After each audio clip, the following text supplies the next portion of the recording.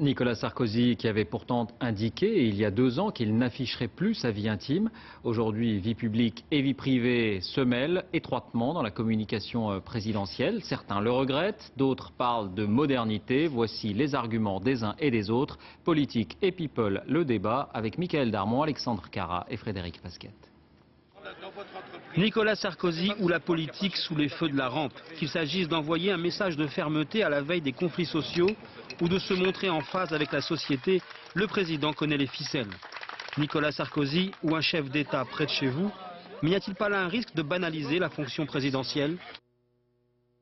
Il perd beaucoup de la gravité qui est inévitablement attachée à la fonction.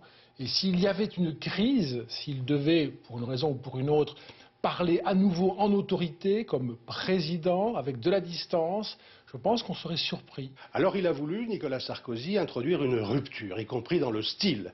Et sa première bataille a été celle du style, imposer un homme jeune, 52 ans, et qui vit normalement, qui bouge normalement, qui va voir les gens, qui rencontre, qui en permanence est aux manettes et le fait savoir, et qui, y compris dans sa vie privée, mène aussi la vie d'un homme de cet âge-là. Les anciens présidents, en particulier François Mitterrand, ont voulu cacher le plus longtemps possible les secrets de leur vie privée. Avec Nicolas Sarkozy, on a l'impression que tout se fait à la lumière, sauf quand il ne le souhaite pas. Alors, transparence ou manipulation ?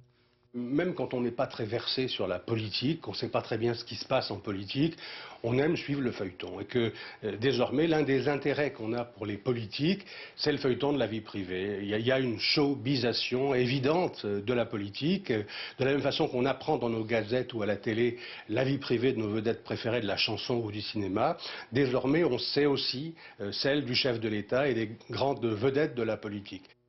Il calcule absolument tout, ça ne veut pas dire qu'il calcule toujours bien, mais rien n'est laissé au hasard, rien ne lui est enlevé, sinon de manière exceptionnelle qu'il n'a pas voulu donner. Donc c'est de la mise en scène, c'est la volonté de créer un climat particulier, de produire un message singulier, c'est de la communication politique. Nicolas Sarkozy inscrit donc au sommet de l'État la communication avec cette devise, au personnage médiatique, l'opinion reconnaissante.